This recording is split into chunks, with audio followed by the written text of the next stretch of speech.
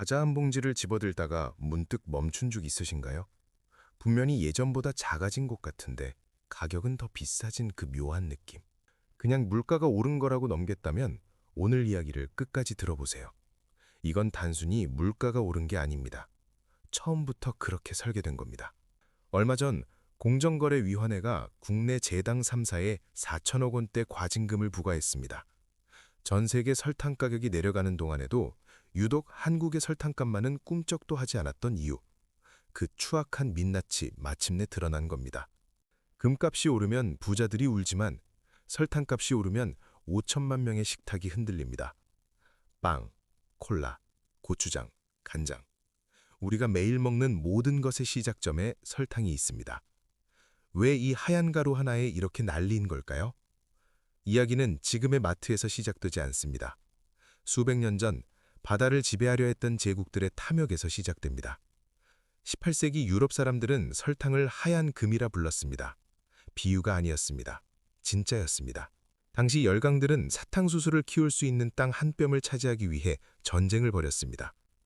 그 땅에서 흘린 눈물과 피로 쌓인 자본이 결국 산업혁명의 불씨가 되었죠. 설탕은 처음부터 조미료가 아니었습니다. 세상의 판도를 바꾸는 전략 자산이었습니다. 그리고 설탕이 대량 생산되기 시작하면서 무언가 달라졌습니다. 가격이 내려가자 제과, 제빵, 음료 산업이 들불처럼 번졌습니다. 설탕은 독립된 상품이 아니라 수만 가지 가공식품의 원가를 쥐락펴락하는 지배적 원재료가 된 겁니다. 설탕을 장악하는 자가 물가에 목줄을 쥐게 된다는 것. 과거엔 대포와 함선으로 그 권력을 차지했다면 지금은 공급망 독점과 가격 결정권으로 차지합니다. 달라진 건 무기뿐입니다. 권력의 본질은 수백 년이 지난 지금도 그대로입니다. 금값이 오르면 사람들은 TV 앞에 모입니다. 투자자들이 희비를 나누고 뉴스는 하루 종일 그 숫자를 반복하죠. 하지만 냉정하게 생각해 봅시다. 금은 없어도 살 수 있습니다. 금값이 얼마나 오르든 오늘 내 점심 메뉴가 바뀌진 않습니다. 내 아이가 먹는 과자 개수를 줄이게 되지도 않습니다. 설탕은 다릅니다. 이 하얀 가루의 가격이 조금이라도 꿈틀거리기 시작하면 그 파장은 마트 매대 하나에서 멈추지 않습니다. 아침에 허기를 달래는 빵, 아이가 손에 쥐는 과자, 점심 후에 마시는 캔 음료, 저녁 밥상에 고추장과 간장까지. 설탕의 가격은 우리가 매일 먹는 모든 것의 시작에 있습니다. 이것이 슈거플레이션의 공포입니다. 금은 부자들의 투자 신호지만 설탕은 5천만 국민의 생존 신호입니다. 그런데 우리는 그동안 설탕을 너무 가볍게 여겼습니다. 주식 차트는 매일 들여다보면서 설탕이라는 원재료가 그리는 거대한 우상향 곡선은 무심코 지나쳐왔습니다. 그 사이 설탕은 물가를 위로 밀어올리는 가장 강력한 스위치가 되어 있었습니다. 한국에는 사탕수수가 자라지 않습니다. 설탕의 원재료인 원당을 100% 수입에 의존해야 하는 나라입니다. 우리 식탁의 단맛이 국제 시세와 환율에 완전히 저당 잡혀 있다는 뜻이죠. 하지만 진짜 문제는 밖에 있지 않았습니다. 이 구조적 취약함을 방패삼아 자신들만의 철옹성을 쌓아 올린 내부의 독점 구조에 있었습니다. 지금 대한민국 설탕 시장은 단 3개 기업이 전체의 90% 가까이를 틀어쥐고 있습니다. 설탕 산업은 진입 자체가 험합니다. 거대한 정제 설비와 안정적인 글로벌 원당 수입망, 처음 들어서려면 천문학적 자본이 필요합니다. 새로운 경쟁자가 비집고 들어올 틈이 애초에 없는 구조죠. 문제는 이 압도적인 지배력이 소비자에게 혜택으로 돌아오는 대신 가격을 마음대로 조율하는 통제력으로 변질되었다는 겁니다. 그 증거가 바로 4천억 원대 과징금 사태입니다. 대표급부터 실무자까지 단톡방 하나에 모여서 점유율을 1% 단위로 맞추고 가격 인상 시기를 나란히 조율했습니다. 수년 동안. 그들이 단톡방에서 주고받은 메시지 한 줄에 우리의 점심 물가가 결정되었습니다. 우리가 빵 한 조각을 집어들 때마다 그들의 이익은 조용히 불어났습니다. 전 세계 설탕값이 내려갈 때도 한국만 꿈쩍 않았던 미스터리. 그게 미스터리가 아니었던 겁니다. 처음부터 그렇게 설계된 것이었습니다. 더 지독한 건 따로 있습니다. 국제 원당 가격이 오르면 기업들은 기다렸다는 듯이 제품 가격을 올립니다. 원가 압박이라는 명분을 들고서요. 하지만 가격이 내려가면 가격표는 절대로 내려오지 않습니다. 재고 물량이 남아있다고, 공공요금이 올랐다고, 인건비가 늘었다고 새로운 방패를 번갈아 들고 나옵니다. 오를 때만 고통을 함께 나누고 내릴 때는 혜택에서 철저히 소외되는 게임.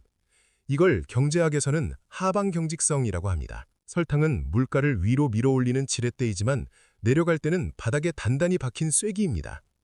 우리의 생활비를 영구적으로 한 칸씩 높여가는 구조. 그렇게 설계된 것처럼 작동합니다. 설탕에는 또 하나의 공포가 있습니다. 대체가 안 됩니다. 금값이 너무 오르면 은으로 옮겨갈 수 있습니다. 하지만 설탕은 갈아탈 배가 없습니다. 알룰로스, 스테비아, 대체 감미료들이 쏟아지고 있지만 설탕의 자리를 빼앗기엔 여전히 역부족입니다. 설탕은 단맛만 내는 게 아니기 때문입니다. 빵에 폭신한 부피를 만들고 잼의 보존력을 결정하고 술을 발효시킵니다. 가공식품이라는 거대한 건물을 아래에서 떠받치는 벽돌입니다.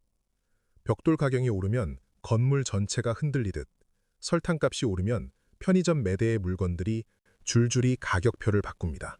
그래서 식품 기업들은 원가가 올라도 다른 대안을 찾는 대신 그 비용을 그대로 가격표에 얹습니다. 소비자는 거부할 수 없는 청구서를 받습니다. 여기에 기후위기까지 더해졌습니다. 금은 광산에서 캐면 그만이지만 설탕은 하늘이 허락해야 얻을 수 있습니다. 브라질과 인도의 사탕수수밭이 가뭄으로 타들어가면 그 여파는 곧장 편의점 음료수 가격으로 직결됩니다. 우리가 통제할 수 없는 바깥의 힘이 언제든 우리 식탁을 뒤흔들 수 있다는 뜻입니다. 슈거플레이션은 일시적인 현상이 아닙니다. 앞으로 더 자주, 더 강하게 찾아올 구조적 위협입니다. 인스타그램을 장식하는 화려한 케이크들, 줄을 서서 먹는 딸기 디저트들. 그 달콤함 뒤에는 우리가 치러야 할 냉혹한 대가가 숨어 있습니다. 단맛에 취해 가격에 둔감해질수록 설탕 카르텔은 물가를 밀어올릴 명분을 더 쉽게 찾습니다. 맛있으니까, 유명하니까 이 정도는 당연하다는 소비자들의 관대함이 아이러니하게도 우리 자신의 가계부를 옥죄는 부메랑이 되어 돌아옵니다. 4천억 과징금이라는 뉴스. 이건 부도덕한 기업에 대한 처벌로 끝나서는 안 됩니다.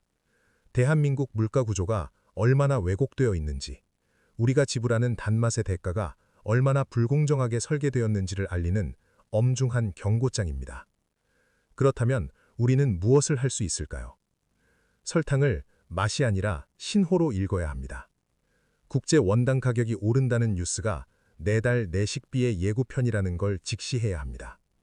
원가가 내려가도 침묵하는 기업들을 눈여겨봐야 합니다. 그리고 경쟁이 사라진 이 구조를 바꿀 정책적 변화를 강력히 요구해야 합니다. 경쟁이 없는 시장에서 소비자는 영원한 약자입니다. 수백 년 전 하얀 금을 차지하기 위해 열강들은 전쟁을 벌였습니다. 그리고 지금 그 전쟁의 방식만 바뀌었습니다. 대포 대신 단톡방으로. 그들이 메시지를 주고받는 동안 우리는 마트에서 과자 한 봉지를 집어들며 생각합니다. 왜 이게 이렇게 비싸지? 이제 그 대답을 알고 있습니다. 설탕은 더 이상 단순한 조미료가 아닙니다. 금은 사지 않아도 살 수 있지만 설탕은 피할 곳이 없습니다. 구조를 이해하는 사람만이 누군가 설계한 가격의 덫에서 자신의 지갑을 지킬 수 있습니다. 달콤하고도 치명적인 이것이 설탕의 진짜 얼굴입니다. 시청해 주셔서 감사합니다.